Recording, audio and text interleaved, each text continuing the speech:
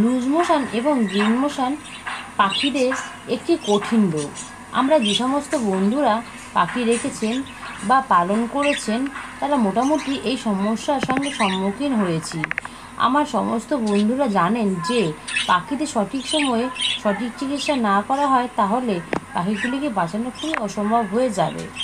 আজকের ভিডিওতে এই লুজ মোশন গ্রিন মোশন কেন হয়, কী কী কারণে হয়, কী কী লক্ষণে বোঝা যায়, আর কীভাবে চিকিৎসা করলে পরে এই রোগ সারবে, এই রোগের সময় কী কী খাবার খাওয়াবেন আর কী কী খাওয়াবেন না, সেই সব বিষয় নিয়ে আলোচনা করব। রাধে রাধে, নমস্কার। আমি মিষ্টি, আর মিষ্টি পাখির দুনিয়া এই চ্যানেলটিতে সকল পাখিপ্রেমী বন্ধুদের স্বাগতম জানাই। আশা করি সকল পাখিপ্রেমী বন্ধুরা ভালো আছো এবং তোমাদের পাখিগুলিও ভালো আছে এই গরমে। প্রথম থেকে শেষ পর্যন্ত দেখুন, আশা করি আপনাদের পাখির জন্য খুবই হেল্পফুল হবে। ভালো লাগলে অবশ্যই একটি লাইক, কমেন্ট, শেয়ার করে পাশে থাকবেন। এছাড়াও মিষ্টি পাখিদের দুনিয়া চ্যানেলটি সাবস্ক্রাইব করে বেল আইকনটা প্রেস করে পাশে থাকতে একদম ভুলবেন না। চলুন আজকের মূল টপিকে আসা যাক। আজকের টপিক হলো লুজ মোশন এবং গ্রিন মোশন। বন্ধুরা, এই লুজ মোশন আর গ্রিন মোশন কিন্তু 3 রকমের হয়। বন্ধুরা, যখন দেখবেন পাখিদের লুজ মোশন হচ্ছে সেই সময় পাখিদের ভেন্টের কিন্তু চারিপাশটা ভিজে থাকে এবং চারিদিকে কিন্তু পটি লেগে থাকে। এই প্রথমে কিন্তু এইটা দেখলে বুঝতে পারবেন যে ওদের ডায়রিয়া হয়েছে। দ্বিতীয় পর্যায়ে দেখবেন কিছুটা সলিড পটির সাথে কিছুটা পাতলা পটিও করছে এবং কিছুক্ষণ পরপর এই পটিটা করছে এবং পাখিগুলো ঝিমিয়ে গেছে। 3 নম্বর পর্যায়ে যেটা দেখবেন সেটা হচ্ছে এই টাইমে এরা অতিরিক্ত লিকুইড পটি করছে, আর এই লিকুইড পটির মধ্যে কিন্তু দেখতে পারবেন চুনচুন একটা ভাব।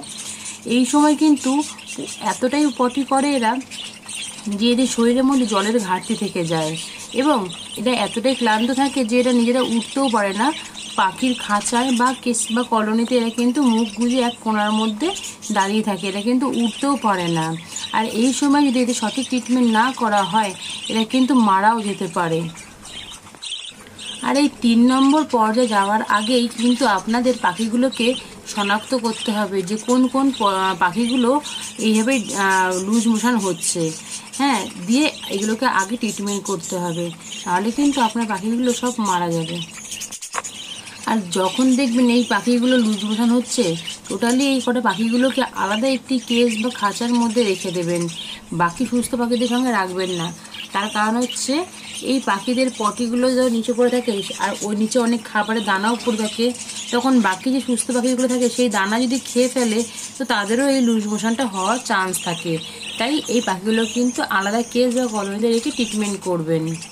বন্ধুরা, আমি কিন্তু সচরাচর পাখিদেরকে মেডিসিন দিই না, আর এরকম লুজ মোশন আর গ্রিন পটি যখন হয় তখনই কিছু মেডিসিন আমি ইউজ করি এবং কি কি মেডিসিন আমি ইউজ করি সেই সব বিষয় নিয়ে এখন আলোচনা করব।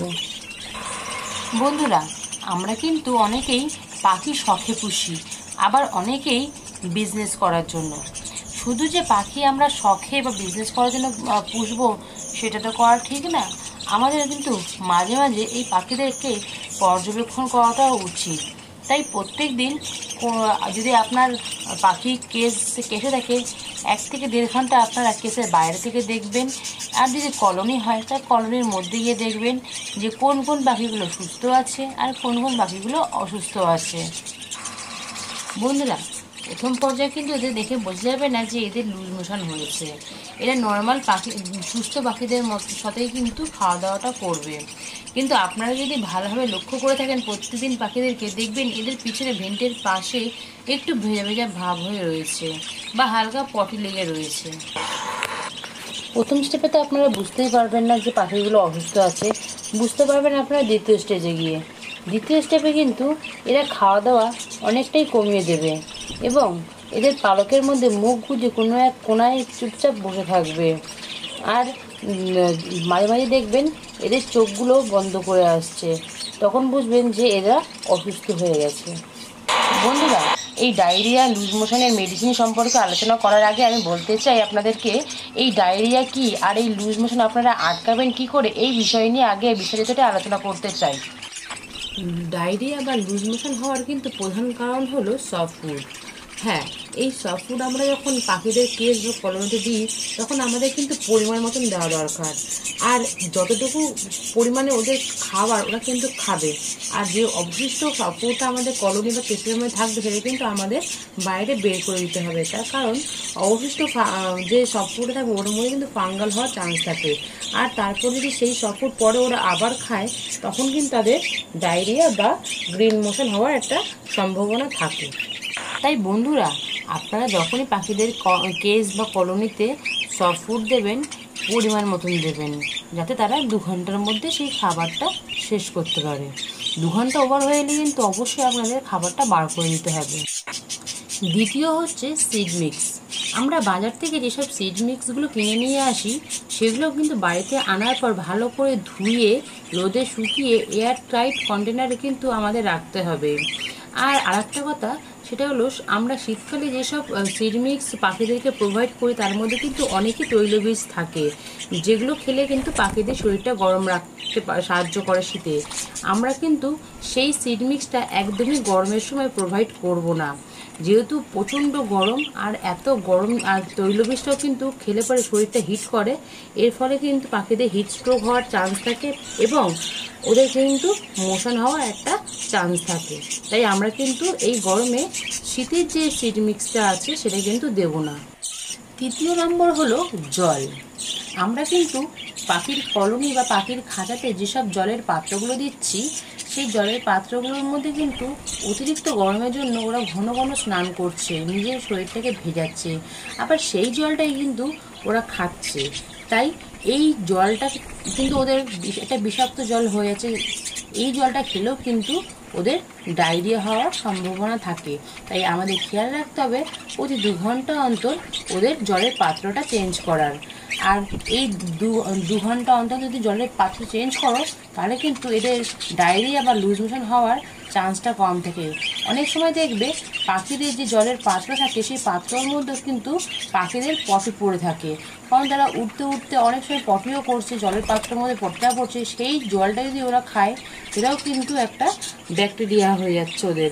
ওই জলটাও কিন্তু আমাদের চেঞ্জ করতে হবে। তাই খেয়াল রাখতে হবে প্রতি 2 ঘন্টা অন্তর অন্তর আমাদের জলটা চেঞ্জ করতে হবে। চতুর্থ কারণ হলো আমাদের পাখিদের কলোনি বা কেস অনেক সময় অপরিষ্কার থাকে, সবসময় পরিষ্কার করে হয়ে ওঠে না। আর এই সময় যখন পাখিরা কোনো দানা টানা খায় নিচে পড়ে আর ওই পটির মধ্যেই হয়তো পড়লো, সেই পটি থেকেই ওরা দানা খুঁটে খেলো, এটাও কিন্তু মারাত্মকভাবে পাখিদের শরীরে বিভিন্ন রকম রোগের সৃষ্টি হওয়ার সম্ভাবনা থাকে। তাই আমাদের দেখতে হবে সপ্তাহে অন্তত 2 থেকে 3 বার পাখির কলোনি বা কেসটাকে আমাদের পরিষ্কার পরিচ্ছন্ন রাখতে। এই জিনিসটা যদি আমরা করি তাহলে কিন্তু পাখিদের রোগ হওয়ার সম্ভাবনা কম থাকবে। পঞ্চম বিষয় হলো পাখির ঘর বা পাখির কেস বা কলোনি যেখানটায় আছে অতিরিক্ত গরম যেন না থাকে, সেখানে হাওয়া বাতাস যাতে আসতে পারে সেরকম জায়গায় আপনারা কিন্তু রাখবেন। আর একটা বিষয় লক্ষ্য রাখতে হবে আপনাদের, সেটা হচ্ছে পাখির খাঁচার আশপাশে যেন কোনো রকম পশু প্রাণীর উৎপাত না থাকে, যেমন মানুষ বলুন, কুকুর, বেড়াল, ইঁদুর, সাপ, এসবের যেন কোনো উপদ্রব না থাকে। অনেক সময় পাখিরা কিন্তু ভয়েতেও গ্রিন মোশন করে ফেলে। তো যেখানে আপনার কেস বা কলোনিটা রাখবেন সেখানে দেখবেন যেন এই সব জিনিসগুলো না থাকে। আরও একটা বিষয় কিন্তু আপনাদের নজর রাখতে হবে, সেটা হলো যেসব পাখিদের লুজ মোশন হচ্ছে সেসব পাখিদের কিন্তু অবশ্যই ওই কেস বা কলোনি থেকে বার করে আলাদা কোনো খাঁচায় বা আলাদা কোনো কেসে রাখতে হবে। তার কারণ ওই পাখির পটি যদি নিচে পড়ে আর সেই পটি থেকে যদি কোনো রকম ভাইরাস খাবার দাবার যদি ওরা খেয়ে নেয় তাহলে কিন্তু বাকি পাখিদেরও লুজ মোশন হওয়ার চান্সটা কিন্তু অতিরিক্ত। তাই যখনই বুঝবেন কোনো পাখির লুজ মোশন হচ্ছে তখনই কিন্তু সেই পাখিগুলোকে আলাদা কেস বা কলোনিতে রেখে দেবেন। বন্ধুরা, এই ডায়রিয়া বা লুজ মোশনের সময় আপনারা তাহলে কী কী মেডিসিন ব্যবহার করবেন? আমি যেমন tetracycline, hydrochloride, water soluble use করি। আপনারা মেট্রোজেনও ইউজ করতে পারেন 1 লিটার জলের মধ্যে 5 ml দিয়ে। আরেকটা কথা বন্ধুরা, এই টেট্রাসাইক্লিন ওষুধটা কিন্তু প্রাইসটা একটু বেশি, তাই আপনারা যদি এই টেট্রাসাইক্লিন ওষুধটা পাখিদেরকে প্রোভাইড করেন তাহলে আপনারা কিন্তু 1 লিটার জলে 2 থেকে 3 গ্রাম দেবেন। আর মেট্রোজেন যদি দেন তাহলে তো 1 লিটার জলে 5 ml দেবেন, আগেই বলেছি। তো এইভাবে কিন্তু আপনারা যদি ওষুধটা প্রোভাইড করেন আপনাদের পাখিরা কিন্তু ডায়রিয়া বা লুজ মোশনের হাত থেকে রক্ষা পাবে। আর আপনারা ওষুধ দেওয়ার আগে রাতের বেলায় কিন্তু প্রত্যেকটা পাখির কলোনি বা খাঁচা থেকে আপনারা কিন্তু জলের পাত্রটি বার করে রাখবেন। তার কারণ জলটা বার করে রাখলে পরে সকালে যখনই আপনারা মেডিসিন দেওয়া জলটা দেবেন সবার প্রথম তারা কিন্তু ওই মেডিসিন দেওয়া জলটাই খাবে। আর একটা কথা হলো, এই মেডিসিন দেওয়া জলটা আপনারা যখন কেস বা কলোনিতে দিচ্ছেন এটা মিনিমাম 1.5 ঘন্টা রাখবেন, এর বেশি কিন্তু রাখবেন না জলটা।